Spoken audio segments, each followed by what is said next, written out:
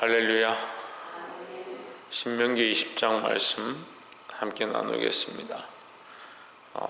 20장 말씀에 1절에 보시면 내가 나가 대적과 싸우려 할 때에 말과 병거와 민중이 나보다 많음을 볼지라도 그들을 두려워 말라.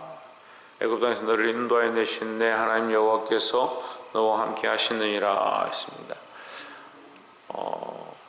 이 병과 마병을 두려워하지 말라 이렇게 하는데 우리가 이 말씀이 이중적으로 들리는 거죠. 한편으로 볼 때에 하나님께서 이스라엘 백성에게 가르쳐 주실 때 뭐라고 하냐면 너희의 병사의 많음과 너희의 민중이 많음, 너희의 말과 병거가 많은 것들을 의지하지 마라. 그래서 너희 백성인들이 오히려 너희의 숫자의 많음을 의지하고 또 심지어는 너희가 백성의 수를 헤아리지 마라 이렇게 말씀하십니다. 다윗이 이 악한 것이 들어서 다윗의 마음을 이렇게 충동되어 가지고 백성의 수를 이렇게 수함으로 하나님 앞에 범죄를 하죠. 이것이 어디서 오느냐? 이 교만에서 오는 거죠. 인간의 원래 교만이 뭐냐? 하나님을 잊어버린 것이 교만이다. 그 하나님을 잊어버리면 어떻게 되느냐? 자기의 능력과 자기의 수요가 많은 것들을 의지하는 겁니다. 반대로 하면, 그러니까 제가 이중적으로 말한 게 뭐냐면 자기 안에 수요가 많고 힘이 많고 건강하고 자기가 돈이 많은 것들을 의지하는 반면에 반대로 상대방의 돈이 많고 힘이 많고 백성이 많고 병거가 많고 말이 많은 것들을 두려워하는 거죠. 그러니까 자기를 의지하든지 상대방의 그 수요가 많은 것을 두려워하든지 이 둘 다 하나님 앞에 패역한 것이다. 왜 그러느냐? 하나님을 두려워하지 않기 때문이다. 우리가 하나님을 두려워하고 하나님을 의지하고 우리를 애굽에서 인도해 내신 그 하나님의 능력을 믿는다면 네가 지금 있는 것도 너희 존재한 것도 하나님의 은혜고 역사고 그 사람들의 많고 적음보다 하나님의 살아계심이 하나님의 역사하심이 훨씬 더 크다는 것을 아는 것이 훨씬 더 중요하다라고 가르쳐 주시는 거죠. 너희는 지금 작지만 너희는 지금 미약한 나라지만 아직 가나안 땅에 들어가지 못했지만 너희가 들어가서 저 땅을 취하게 될 것이고 너희는 모든 민족이 뛰어난 민족이 될 것이고 하나님께서 저 모든 성을 취하게 할 거니까 두려워하지 마라. 누구를 바라보라? 하나님을 바라보라는 거죠. 그러니까 이중적으로 내게 대하였어도 세상에 대하였어도 사람의 많고 적음, 병거의 많고 적음의 그 수요에 의지하지 말고 하나님만 바라보시는 저와 여러분 되시기를 주의 이름으로 축복합니다. 우리가 두 번째 나눌 말씀은 5절부터 9절까지인데 갑자기 이 이스라엘 백성이 적과 꿀이 흐르는 가나안 땅에 들어가게 되는데 가려면 이제 계속해서 뭐냐면 이 산지를 내게 주옵소서 이 땅을 내게 주시옵소서 계속 싸워야 되는 거죠. 달라고 하지만 갈렙은 뭐하냐? 내가 올라가서 취하겠습니다 이렇게 하거든요. 하나님께서 허락하시면 내가 가서 취하겠습니다. 하나님께서 우리의 인생에 사람들을 만나게 하시고 내게 가족을 허락하시고 내게 혈연관계든 지연관계든 만나게 하시면 우리가 그 영혼들을 두고 하나님 앞에 엎드려 기도합니다. 뭐라고 하느냐? 하나님 저 영혼들을 살리게 해주십시오. 저 영혼들을 하나님 믿게 해주십시오. 예수님 믿고 천국 가게 해주십시오. 이렇게 기도합니다. 그게 뭐냐? 내게 붙여주십시오 하는 겁니다. 여호수아와 갈렙이 그렇게 합니다. 이 산지를 하나님 허락하시면 내가 올라가서 취하겠습니다. 내게 주십시오. 이렇게 기도하죠. 그런데 좀 독특한 이 문장이 나옵니다. 여기 보시면 6절에 보면 포도원을 만들고 그 과실을 먹지 못한 자가 있느냐? 그는 집으로 돌아갈지니 전사하면 타인이 그 과실을 먹을까 하노라. 7절에 여자와 약혼하고 그를 취하지 못한 자가 있느냐? 그는 집으로 돌아갈지니 전사하면 타인이 그를 취할까 하노라 했습니다. 이렇게 보면 좀 이해가 안 되는 거죠. 방금 앞에서는 병거의 많음과 그들의 민중이 많음과 백성이 많음에 대해서 두려워하지 마라. 하나님은 너를 애굽에서 인도해내신 하나님이다. 이렇게 말했는데 갑자기 네가 죽을까 염려하느냐, 돌아가라, 이렇게 말합니다. 좀 이해가 가지 않는 문장처럼 보이지만 사실은 이건 뭐냐면 반어법입니다. 거꾸로 말하는 거죠. 그렇게 믿음이 없으면 돌아가라. 그렇게 믿음이 없으면 어떻게 싸우겠느냐 이 말이에요. 우리가 예수 믿고 구원받았으면 왜 세상을 두려워하느냐, 두려워할 필요가 없다라는 겁니다. 근데 두려움의 문제를 자꾸 이상하게 이해를 하시는데, 예수님이 오셔서 백성들이 두려워하는 것을 끄집어내서 하나씩 하나씩 말씀하십니다. 뭘 말씀하시냐면 너희는 청직이다. 이게 두려운 문제죠. 왜냐하면 바리새인들과 서기관들의 가장 큰 문제는요, 자기들이 이 돈이 많고 명예가 많고 백성들한테 존경받고 이 땅에 사는 것들이 하나도 아깝지가 않은 겁니다. 이 땅에 사는 게 너무 좋은 거예요. 자기들이 그 시간만 잘 지키고 이 예식만 탁 잘 지키면 백성들이 존경하고, 거리 가다가도 백성들이 엎드려서 절을 하고, 뭐 문제가 생기거나 재판할 거나 물을 게 있으면 와서 묻고 돈도 많이 벌고 부자가 됩니다. 우리를 치면 슈퍼마켓을 열어놓고 거기에 큰 빌딩을 지어놓고 방을 전세를 다 이 세를 주는 것처럼 성전 안에 세를 다 주고 칸을 나누어가지고 이 사람 양을 팔고 저 사람 염소를 팔고 저 사람 비둘기를 팔고 이 사람은 돈을 바꾸고 너는 세를 얼마 내라, 성전세를 얼마 내라. 그리고 심지어는 성전에 들어오고 나가는 사람마다 세를 다 받는 거예요. 하나님 앞에 드리는 게 아니고 실제는 누구에게 드리고 있냐? 이 종교 지도자들한테 다 바치고 있는 거예요. 썩어 빠졌죠. 청직에 대해서 말씀하시고, 또 천국은 마치 감추인 보화를 발견한 자와 같다. 밭을 갈다가 감추인 진주를 발견했다. 어떻게 하느냐? 자기 재산을 다 팔아서, 그럼 뭐라고 하면 자기 재산을 팔으라는 거죠. 근데 이 종교 지도자들이나 백성들 앞에 선 사람들이 이거 안 파는 겁니다. 근데 그 천국의 비유 중에 하나의 중요한 게 뭐냐면요, 임금이 잔치를 벌였습니다. 천국 잔치를 벌였습니다. 그래서 뭐라고 합니까? 다 오라 합니다. 초청했습니다. 그죠? 처음 들으시나? 초대를 했는데 어떤 일이 벌어집니까? 나는 소를 샀으니 밭을 갈러 가야 되고, 여기 비슷한 얘기가 나오죠. 여자와 약혼하고 그를 취하지 못한 자가 있느냐? 나는 결혼했으니 장가 가야 되고, 바쁘다는 거죠. 자기 삶에 바쁘다는 거죠. 나중에 다른 비유에 보면 누가복음하고 마태복음 다른데, 다른 비유에 보면 임금이 와서 그들을 다 잡아갑니다. 다 잡아가서 그들은 결국은 그 임금이 벌을 줄 때에 그 고통을 당하는 거죠. 이 심판에 대해서 얘기하는 것인데, 자기 사생활에 매여서 사는 겁니다. 이걸 또한 지금 오늘 이 말씀에 근주어서 보면 예수님께서 사도 바울이 비유했습니다.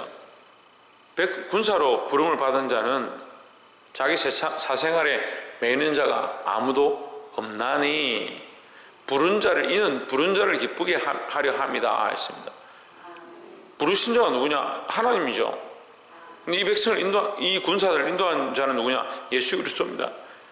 예수 그리스도가 우리의 대장이니까 우리는 누구의 명령을 따르냐? 예수 그리스도의 명령을 따르는 겁니다.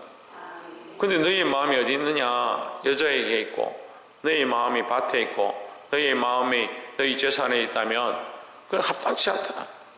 하나님 나라에 합당치 않다. 천국 잔치가 열렸고 하나님 나라의 초대가 벌어졌고 우리에게 이미 초청장이 도착해서 하나님 나라에 들어가야 될 백성이라고 말씀하시고 소망을 하나님 나라에 두라고 하는데도 너희의 생각이 어디 있느냐?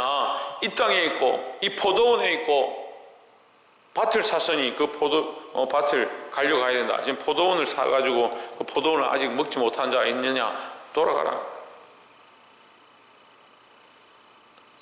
이게 비유적으로 하는 겁니다. 이 지금 천국잔치 비유와 똑같은 내용이에요, 사실은. 여자와 약혼했는데 아직 동침하지 못한 자가 있냐? 돌아가라. 그런 너희의 소망들, 너희 개인적인 소망들 때문에 어떻게 너희가 그 땅을 취하고 어떻게 승리를 하겠느냐. 이 가나안 땅에 들어가기 전의 모습이에요. 우리가 상상을 해보면 돼요. 가나안 땅을 들어가서 그 땅을 하나님께서 여호수아와 갈렙에게 준 것처럼 믿음으로 취해야 되는데 뭐 하느냐? 자기 사생활과 욕심에 매여서 가지를 못하는 겁니다. 이게 얼마나 우스운 상황이니. 우리는 천국 백성들입니다. 우리는 하나님의 자녀고 예수 그리스도의 좋은 군사로 이미 부름을 받았습니다. 누구를 기쁘게 해야 되냐? 나를 기쁘게 하는 게 아니라 내 사생활을 기쁘게 하는 게 아니고 하나님 나라의 소망을 가진 자로서 하나님의 마음에 합당하게 살 것이 우리가 해야 될 일들이다라는 거죠. 그렇지 않으면 너희가 이 산지를 얻을 수 없다. 바깥 어두운 데에 쫓겨나서 이를 갈미 있으리라 했던 그 말씀 우리가 두려워해야 된다는 겁니다. 복이 되기를 주의 이름으로 축복합니다. 마지막 세 번째로 17절 보시면 곧 헷 족속과 아모리 족속과 가나안 족속과 브리스 족속과 히위 족속과 여부스 족속을 내가 진멸하되 내 하나님 여호와께서 내게 명하신 대로 하라. 18절에 보면 이는 그들이 그 신들에게 행하는 모든 가증한 일로 너희를 가르쳐 본받게 하여 너희로 너희 하나님 여호와께 범죄케 할까 함이니라 했습니다. 18절과 19절에서는 이 족속들에 대해서 어떻게 하느냐. 다른 민족들은 너희가 혹시 들어가서 다른 성은 애워싸고 그 성을 취했으면 거기에 남자들만 죽이고 여자와 아이들은 살려서 너희의 수요를 많게 하고 번성케 하고 하는데 사용해도 된다. 하지만 이 가나안 7족속, 7족속이라죠. 이 7족속들은 반드시 다 죽여라. 왜? 왜냐하면 그들은 하나님 앞에 범죄한 민족이기 때문이다. 그래서 하나님의 공의의 관점에서 반드시 보는 겁니다. 여러분 이것을 제가 몇 번 얘기했지만 반드시 알아야 되는데 가나안 땅에 들어가는 것은 하나님께서 이스라엘 백성에게는 약속으로 이루어 주시지만 그 가나안 땅에 있던 7족속에 대해서는 하나님의 심판으로 나타나는 겁니다. 세상 사람들이 우리가 예수 믿고 구원받는다 이러면 불공평하다 생각하는 거예요. 야, 뭐 예수 믿으면 다 구원받냐? 절에 다닌다고 구원 안 받냐? 그렇게 얘기하죠. 그건 심판이죠. 반드시 받아야 될 심판에 대해서 하나님 말 믿지 아니함에 대해서 그 심판을 받는 것이고 우리는 뭐요? 예수 그리스도를 믿음으로 구원을 얻는 것에 대해서 가르쳐 주는 겁니다. 그들은 이해가 안 될 수도 있습니다. 하지만 살아계신 하나님을 아는 우리는 충분히 이해할 수가 있는 거죠. 믿지 않는 자들이 왜 형벌을 받느냐? 이 가나안 땅에 그들이 그 죄가 관영해서 그 우상 숭배하고 이 악한 그 죄가 하나님 앞에 멸망받기에 합당하다는 거죠. 하나님의 공의가 이렇게 임하는 것이고 이 이스라엘 백성의 그 약속이 이루어지는 것이 동시에 되었다.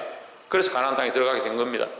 그러니까 뭘 해야 합니까? 그 민족의 그 백성들을 다 죽이고 여자도 살려두지 마라. 왜? 그들은 죄로 완전히 관영했기 때문에 너희에게 들어오면 뭘 넣느냐? 너희에게 우상을 섬기게 하고 자녀들을 불로 지나게 불 사이로 지나가게 한다. 그 악한 문화를 집어넣는다. 다 태워 없애라. 그런데 특이한 말씀을 보면 19절에 너희가 어느 성을 오랫동안 애워싸고 쳐서 취하려 할 때에 도끼를 둘러 그곳에 나무를 작별하지 말라. 이는 너희의 먹을 것이 됨이니 찍지 말라. 밭의 수목이 사람이냐? 너희가 어찌 그것을 애워싸겠느냐 했습니다. 이거 좀 재미난 표현이죠. 이것도 반어법으로 묻습니다. 서리법으로. 밭의 수목이 사람이냐?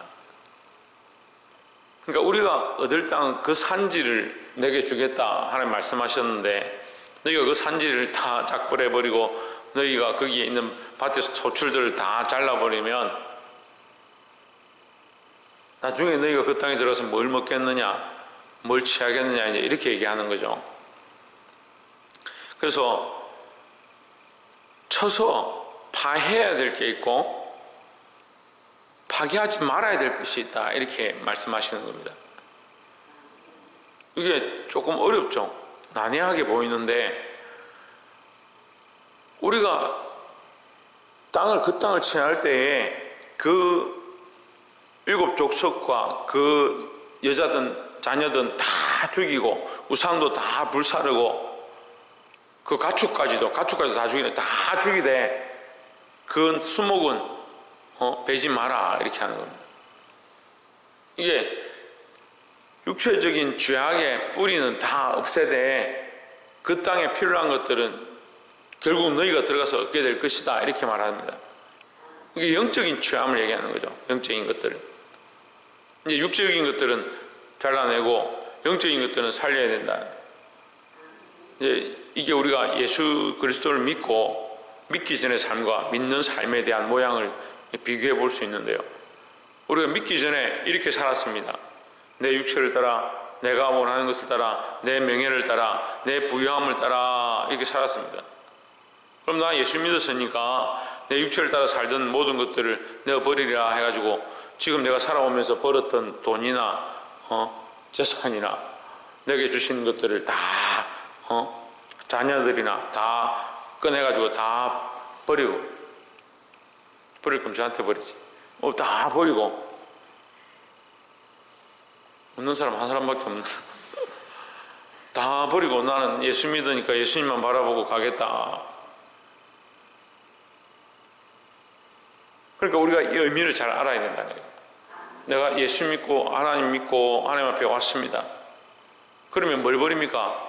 세상을 따라가던 그 생각들을 버리고 그 관점들을 버리고 하나님 외에 섬기고 사랑했던 것들을 벗어버리고, 어제도 말씀을 나눴지만 할 수만 있으면, 그것이 안 된다면 내가 손을 찍어서라도 눈을 뽑아서라도 그리스도의 종이 되도록, 하나님 나라의 백성이 되도록 몸부림쳐야 할 것이되, 그렇지 않다면 이것은 뭘 위해서? 하나님 나라를 위해서 사용해야 된다는 거죠. 근데 뭘 해야 된다? 철저하게 하나님 외에 다른 것들 섬기는 것들을 끊어내도록 해야 된다. 그러니까 재물을 가지고 버릴 것이 아니라 이걸 하나님 나라를 위해 써야 되는데, 이 재물이 너의 올무가 되어서 하나님과의 관계가 끊어질 것 같으면 이 재물을 버려라는 거죠. 그러니까 버려야 될 것과 취해야 될 것을 잘 구별해야 되는 겁니다. 그래서 하나님께서 바울을 통해서 뭐라 합니까? 믿지 않는 자와 함께 하지 마라. 멍에를 함께 하지 마라. 왜 믿지 않는 자와 멍에를 함께 하지 말라 하느냐? 그리스도와 벨리알이 어떻게 합하겠느냐? 그럼 믿지 않는 자는 벨리알이고 믿는 자는 그리스도냐? 내 안에 그리스도가 있고 내가 그리스도 중심으로 살고 그리스도가 주인 되었는데, 그리스도가 없으면 뭐가 주인 되겠습니까? 세상의 기준이 주인 되어 있는 거죠. 거기 어디에 지배를 받고 있는 거냐? 그 속에 마귀가 있다는 것보다 그 마귀의 지배, 세상의 지배, 사망의 지배를 받고 있는 자의 삶을 살고 있는 자와 어떻게 너희가 함께 연합해서 살아갈 수 있겠느냐는 거죠. 절대 플러스가 안 되죠. 하나님 섬기는데 플러스가 될 수가 있겠습니까? 나는 하나님 섬기고 저는 하나님 안 섬기는데 같이 연합했다. 하나님 섬기는데 더 나아가느냐? 아닙니다. 결혼의 원리가 서로가 연합해서 그리스도 안에서 하나가 되는 건데, 서로가 연합한다. 너도 플러스가 되고 나도 플러스가 되고 결혼이 도움이 돼. 하나님 앞에 섬기는데 도움이 되고, 네가 지금까지 모은 것과 내가 지금까지 모은 것을 합쳐서 이게 재산에 도움이 되고 살림에 도움이 되고, 인간적으로도 그렇게 보는 거죠. 영적으로도 더 그렇지 않겠습니까? 이 가나안 땅에 들어가는 이스라엘 백성의 모양이 그런 겁니다. 하나님께서 은혜로 주신 그 땅을 취해서 그들에게 그 더 영적인 도움이 되고 육적인 도움이 되고 하나님 원하시는 모양대로 나아가야 할 건데, 그 일곱 족속 그들이 섬기던 우상, 그것들은 너희에게 영적으로든 육적으로든 아무런 도움이 되지 않는다. 완전히 멸망시켜라. 근데 그 땅에 있는 수목이 사람이냐? 그 수목들이 너에게 도움이 되지 않고 하나님 섬기는데 악한 것들이 되느냐? 이런 관점인 거죠. 그러니까 우리가 이 땅에서 믿음으로 사는 것, 하나님의 영광을 위해서 이것들을 사용하면 그게 덕이 되고 영광이 되지만, 하나님 내게 재물을 주셨다면 그 재물을 주를 위해 사용하고 영혼 살리고 생명 살리는 데 사용하면 그게 덕이 되지만, 내게 주신 건강으로 봉사하고 섬기고 구제하고 연약한 지체들을 돌아보는 데 사용한다면 그건 덕이 되지만, 건강한 육체로 음란하고 폐역한 짓들을 하고 세상이 원하는 대로 쫓아가고 있다면 그건 하나님 나라에 전혀 도움이 되지 않는 거죠. 내게 주신 재물이 부여하고 내가 유업으로 받은 것들이, 유산으로 받은 것들이 수없이 있는데 내 육체를 위해서 채운다면 그건 하나님 나라에 전혀 도움이 되지 않는 거죠. 그래서 그런 관점으로 우리가 이 시각들을 가질 때에 이스라엘 백성에게 가나안 땅을 허락하셨던 것처럼 우리에게 하나님 나라를 허락하신 하나님 앞에 이 관점과 시각으로 믿음으로 살아서 승리할 수 있는 저와 여러분 되시기를 주의 이름으로 축복합니다. 기도하겠습니다.